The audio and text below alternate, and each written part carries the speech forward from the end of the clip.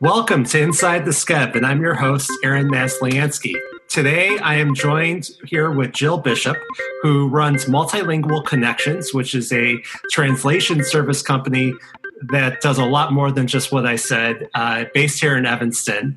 And we're going to talk a lot about what Jill does, what the company does, talk about language, and why it's important for her to be here in Evanston. So, Jill, thanks so much for being on. I'm happy to be here. Thank you. You're welcome. So, you have this company, Multilingual Connections, and I mentioned in the opening that it's a lot more than just translation. What are some of the things that you guys do? Sure. So we are a global language services company. So translation is one part of what we do, and the biggest part of what we do, where we translate documents, contracts, marketing content, websites, apps. So that's going text to text. But we also do audio and video transcription. So it might be focus group audio or footage for a documentary. We also do subtitling and voiceover and phone interpretation. And so all of those services we provide in over 75 languages. So I imagine it's not just you. I mean, that's a lot of languages to know. How many people do you have working for you? Yeah, we have a full-time team of 26, and then our linguists are all around the world. We match people to projects based on native language, region, and industry expertise. So that means we have to have a lot of linguists for the same language. So it's far beyond just 75 for a one-to-one correlation, because we could need somebody who does very technical translation in one language one day and much more marketing or creative work the next. It might be a different region or different software requirement. Or we might have lots of projects in that same language and need a huge bench of people. But as far as our full-time team, half of them are located, at least theoretically, in Evanston. Currently, they're all in their kitchen or den. And then the other half of our team is global. We have people in Turkey, Egypt, Guatemala, Mexico, Peru, Puerto Rico, and South Korea. How do you coordinate with people from all around the world? It's actually pretty easy these days. So we do a lot of video calls. We, obviously email and online marketplace for finding the right linguists for the right projects. We have people that apply to work with us as freelancers. They find our website, they send in their application, and then if there's the right project, we might reach out to them. We do actively seek out linguists on LinkedIn and in other sources, when we have a particular language or a particular need. So it's all done virtually. So the fact that we're all working remotely now, although I'm in my office today, is no problem, because none of what we do is really face-to-face. Right. And you could truly be global in doing that. I mean, and you said, you do different types of work. It could be media, it could just be technical. What are some of the types of companies that you work with? Sure. So state of Illinois, we translate all of the state of Illinois content. And so right now we're doing a lot of COVID-related translation. So all of the new guidelines for opening, each phase needs to be translated into a number of languages. So we do that translation. We work with law firms. We work with insurance agencies. We work with multimedia streaming companies, research companies, really all across the board. And it's interesting because every day is different. We have our clients that come to us every day or a couple times a week, but then we occasionally get a request that's a new company, a new industry, a new area, or a new language. And it's really exciting to see what comes through. Yeah. And I mean, you have major clients like state of Illinois, but I saw even on your website, you have or on LinkedIn, somebody from Netflix is talking about the services that you provide. Yeah. So, I mean, to get to that stage, how did you start? I mean, were you originally thinking about doing this, or did it just evolve? It absolutely evolved. So it basically started in my Logan Square basement 15 years ago. But I am a linguistic anthropologist, and I moved back to Chicago to do corporate research, corporate user research or ethnographic research. And after 9/11, my husband and I were both laid off, and we spent our year in our pajamas trying to figure out what our next step would be. And I wound up getting a job at Chipotle in charge of language and culture programs for all of their central region. So that was Illinois, Minnesota, Wisconsin, and Texas. And so I was going into the restaurants to help improve communication and morale and training. among what at the time was a very heavily Spanish-speaking population of hourly workers. And after about a year, I started to think about ways that I could do similar types of services, but do it on my own and do it more flexibly with more ownership and for a wider audience. Chipotle had the luxury of having a dozen or more internal people doing this work, but most companies weren't even thinking about it or talking about it. And so when I started my business in 2005, the original goal was to help create, connect language and culture in the workplace, specifically around non-native English-speaking line employees who didn't have opportunities to grow and develop within their company because of the language barrier. And then it very quickly grew to offering Spanish training for managers and supervisors and others interacting with the Spanish-speaking population to create better connections. And really soon after that, somebody called and asked if I could translate a website. And I said, sure. And then I figured out how that was done. But over time, we opened a language school for adults and children. So we had a number of different areas of the business. So we had corporate language training, we had translation, we had adult classes and bilingual boot camps on the weekends and private tutoring. We had programs at CPS schools and at our center. And then about 6 years ago, when I moved myself and my family to Evanston, after a couple months, I started to rethink the model of the business and what I wanted my life to look like. And that's when things started to pivot. And because you used to be called Workforce Language Services, right? Yeah. So you totally shifted it to Multilingual Connections. Why did you shift it? I mean, was it just better for efficiency, or did it meet your inner goals more so? Yeah, it's a really great question. And it's funny because I periodically get emails still to that Workforce Language Services name, and it feels like ancient history. But at the time, it was about engaging that workforce, so the hourly workforce. And then as we grew and changed, the name no longer matched the services that we were providing. So for quite a while, we had Workforce Language Services as our corporate division, but then we had Multilingual Chicago as our community language school, and then Multilingual Kids for our kids program. And then it was just too many logos, too many names. And one day I was on hold with tech support, and I chatted my husband in the other room on in Google Chats, and I said, "Hey, I'm rebranding the company to Multilingual Connections." And it just it just felt like the thing I needed to do. And sometimes those ideas come to you very impulsively, and you're like, "Okay, this is what I need to do." And so Multilingual Connections became the overarching name for all aspects of the business, because no matter what we were doing, it was all about creating connections across language. And then when I moved here to Evanston, I decided to make the difficult decision to close the language training and focus exclusively on our B2B services. And so I first closed the language school for kids, and then for adults, and then phased out our corporate training so that we could really grow and scale. And so that I could have the flexibility to be a mom and do also in business, do less, but do it better. I felt like I was pulled in many directions.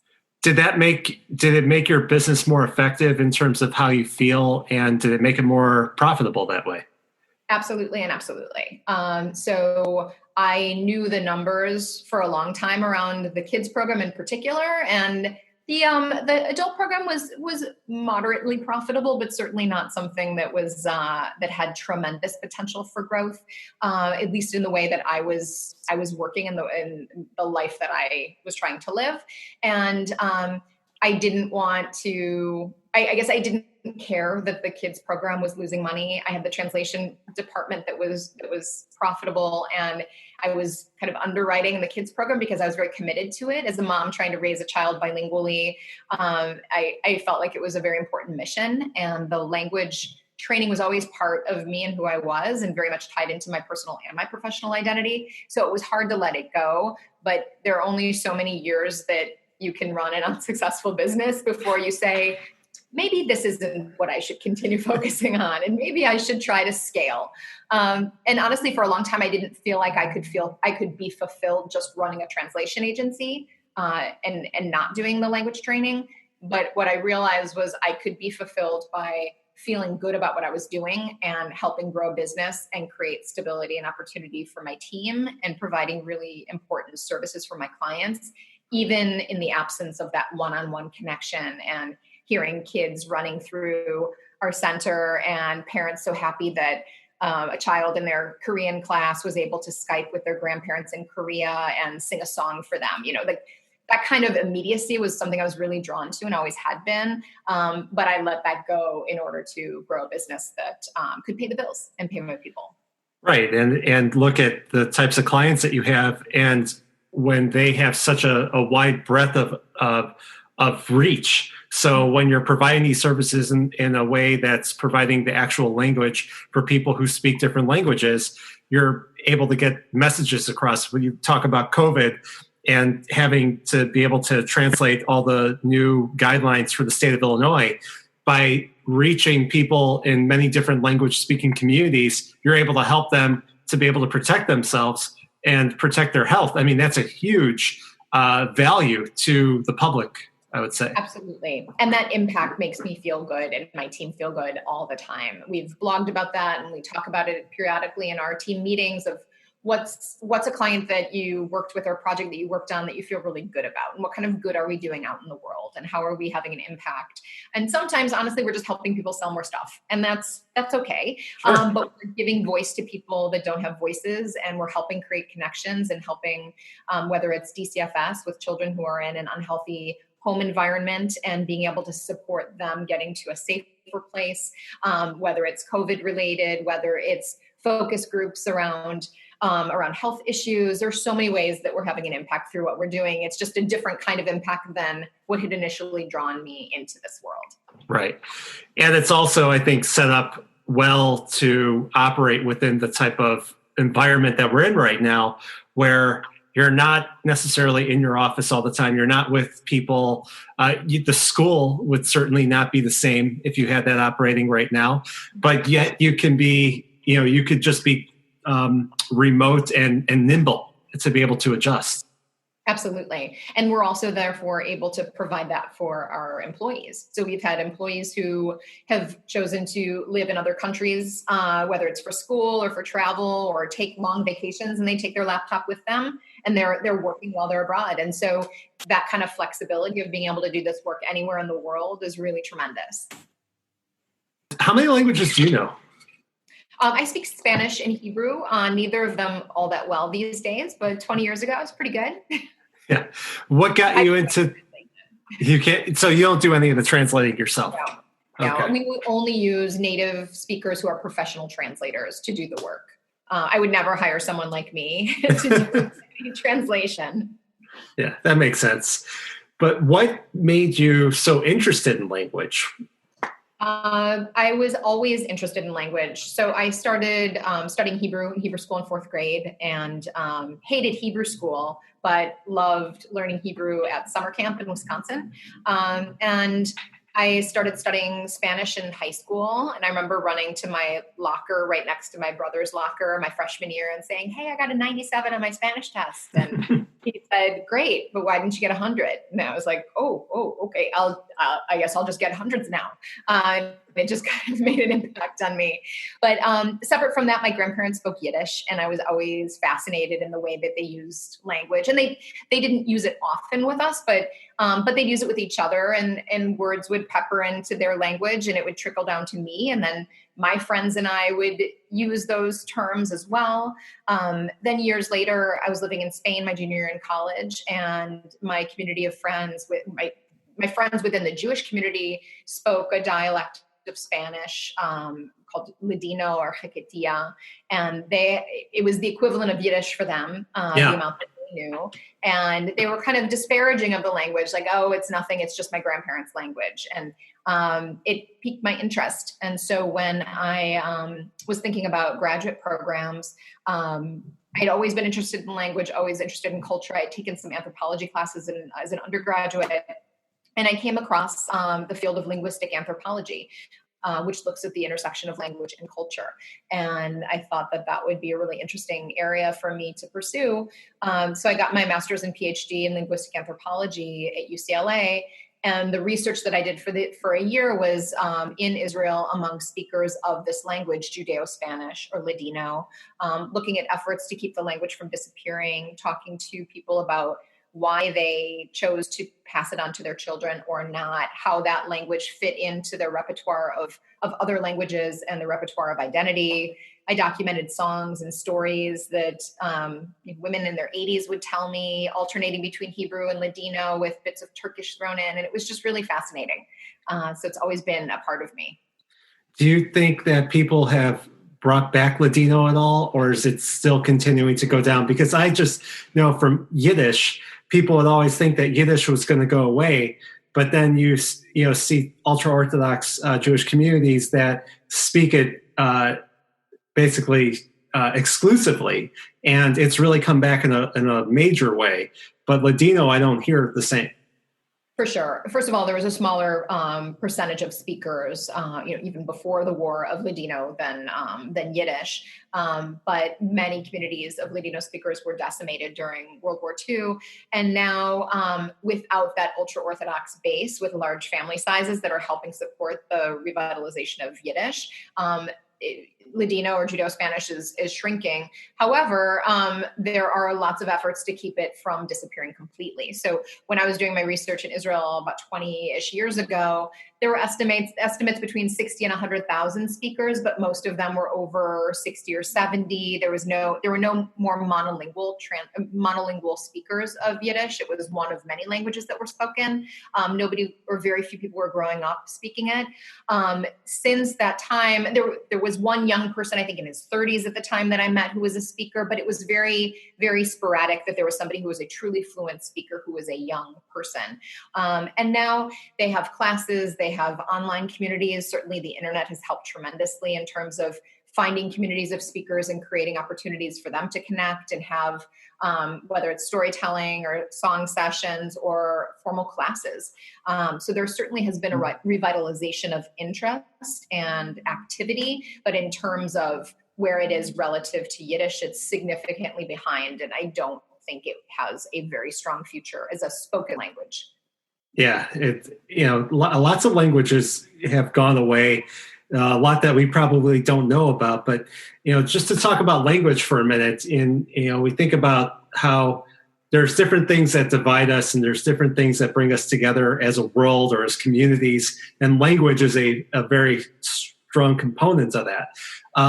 How do we bridge that gap where if you're dealing with a community of immigrants that don't know English, and I don't know, it just makes it hard to communicate. What types of things do you recommend people do? Certainly learning as much as you can about the community. So if not the language, at least the culture, because those two are intimately tied. And so you could know the language, but not know the cultural relevance or cultural appropriateness. When I was at Chipotle, actually, we were teaching the restaurant managers who were English speakers, how to communicate more effectively with their Spanish-speaking employees. And we weren't teaching them how to be fluent because that just wasn't a realistic target, but teaching greetings and pleasantries and compliments and how are your kids? Thank you so much. Great job.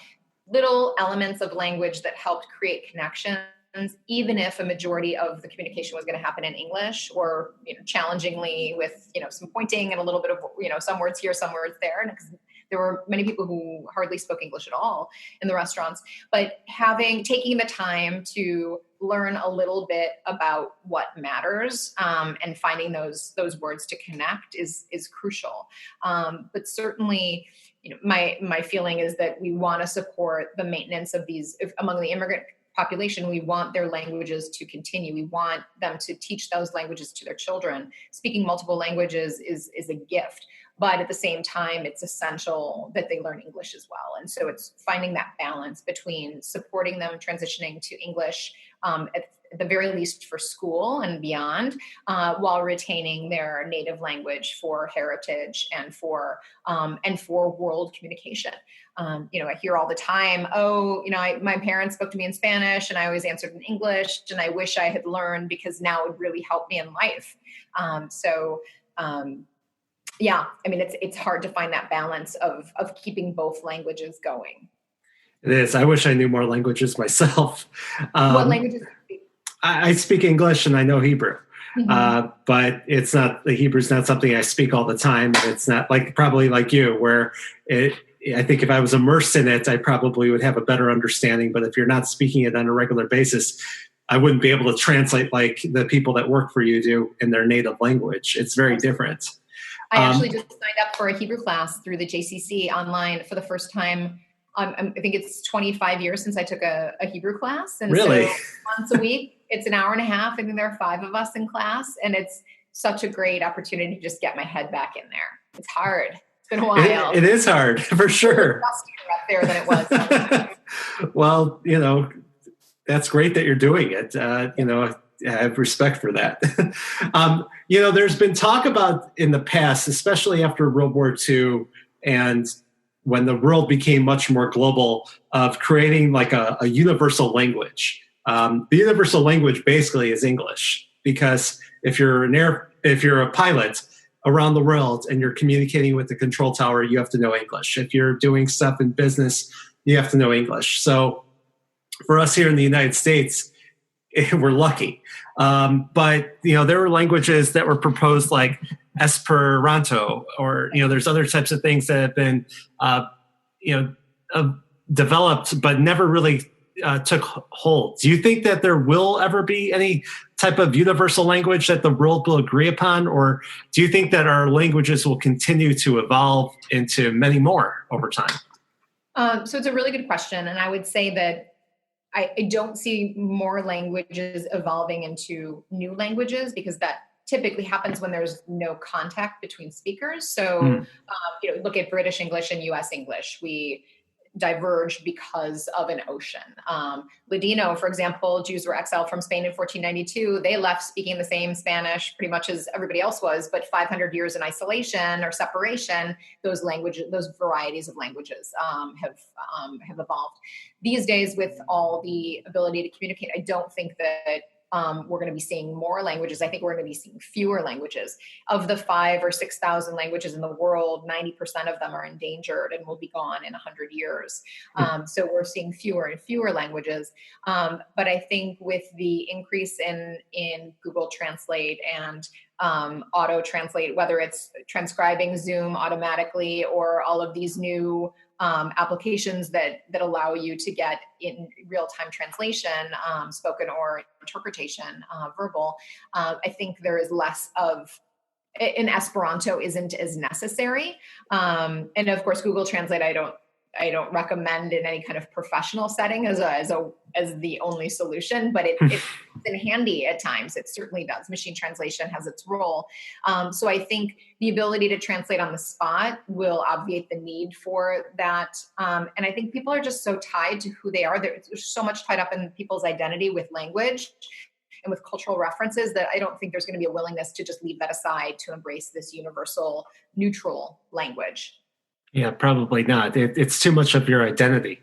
Yeah. Do you have all these people that work around the world, but do you use machine language software to be able to translate? And then do you augment that with human help, or do you do one or the other? Sure. So most of what we do is human based. So our standard service for translation is a human translator to go through and translate, and then goes on to a human editor who does a side-by-side comparison and then a proofread. So we use what are called CAT tools, computer-assisted translation tools, and those help that process for speed and efficiency, but they're not machine translation. Machine translation is an area that's growing, and some of our clients are asking for it. So we're actually doing some machine translation, but always together with a post-machine translation human editor. Not all translation editors are good MT editors.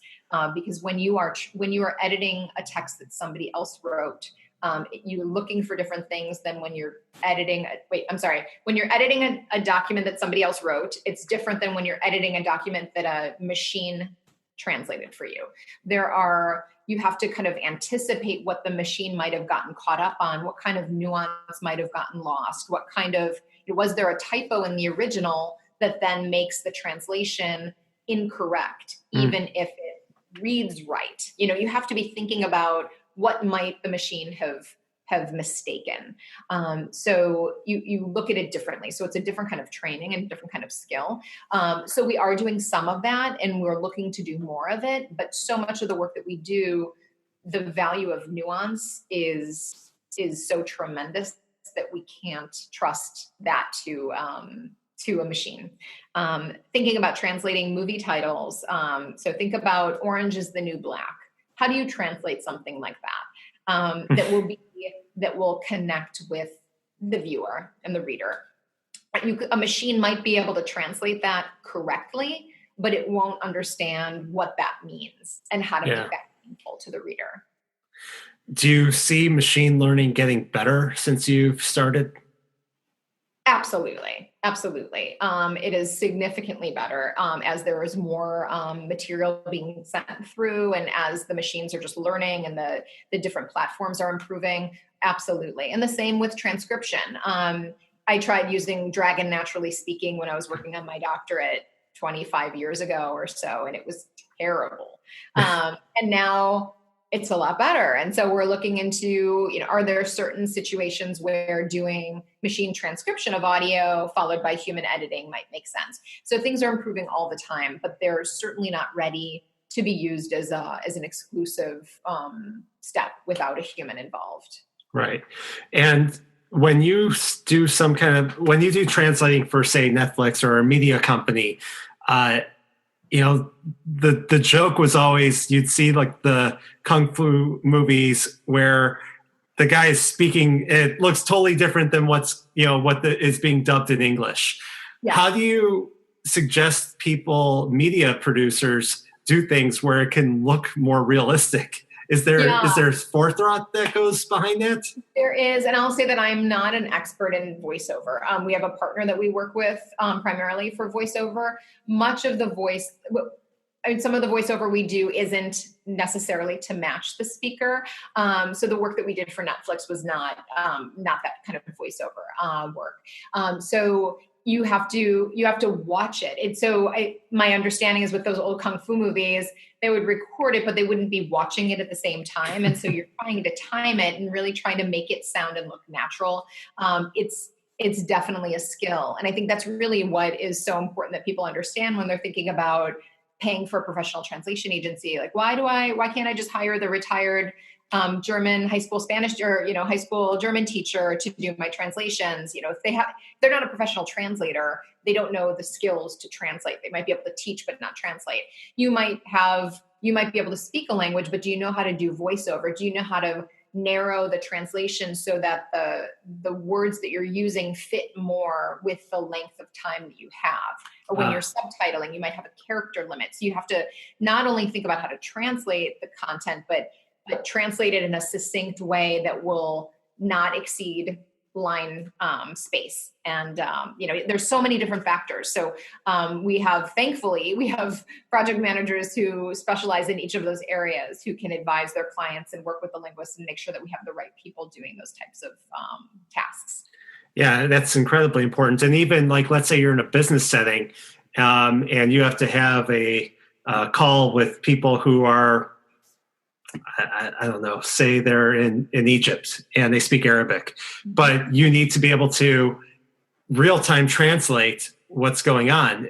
Is that something that you guys offer, and how does that work? Yeah, so we have another partner in Chicago that does who does our interpretation, so our in-person and remote simultaneous interpretation. We used to do a little bit of it, and in line with that, what I said earlier about trying to do less and do it better, I decided interpretation, much better to send it to somebody who specializes in that, and I focus on what I know and do best. And so we have them that we can rely on for all those types of scenarios. However, we do have a service for phone interpretation. And so if you are about to have, let's say you work for a hotel and you have an employee from Vietnam and you need to have a conversation with them and you want to make sure that comprehension is 100%, you dial a toll-free number, you punch in the code for Vietnamese, within 60 seconds, you have an interpreter on the line, and it's great for that one-on-one conversation. So that's a consecutive interpretation scenario where you speak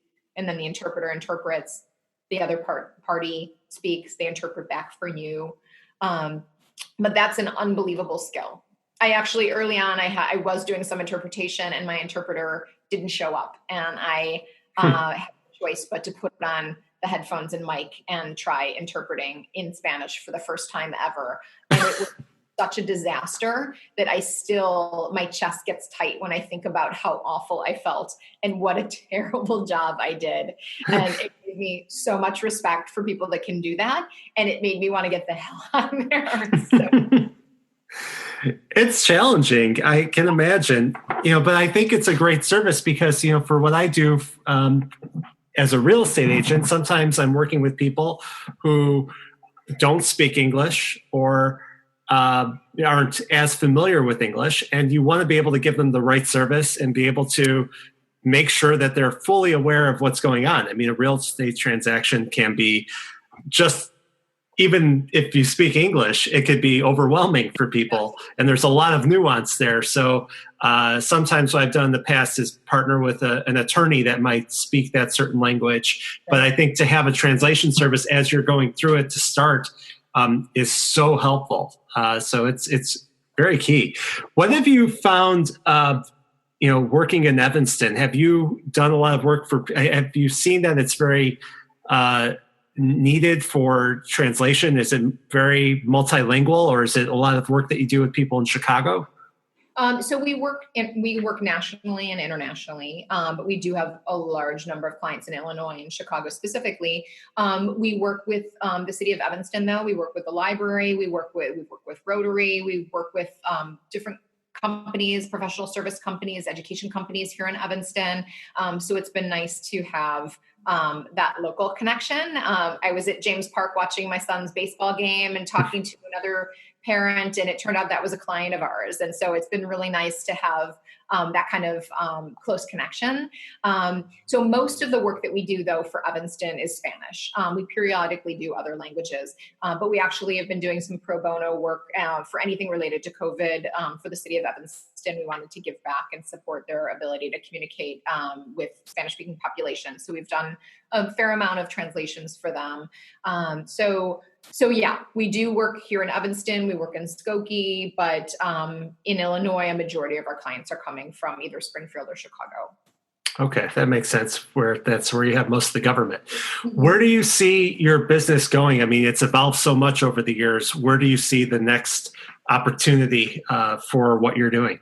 Yeah, so it's amazing. It's been amazing to watch it grow, and it's kind of like being a parent watching in the beginning, everything your child eats, wears, says, does is because of your influence, and then all of a sudden they become their own independent human being, and that's very much how the business has been over the years. As I've hired really incredibly talented people, and we've had clients ask for things I never thought to offer. The business has just evolved into its own being.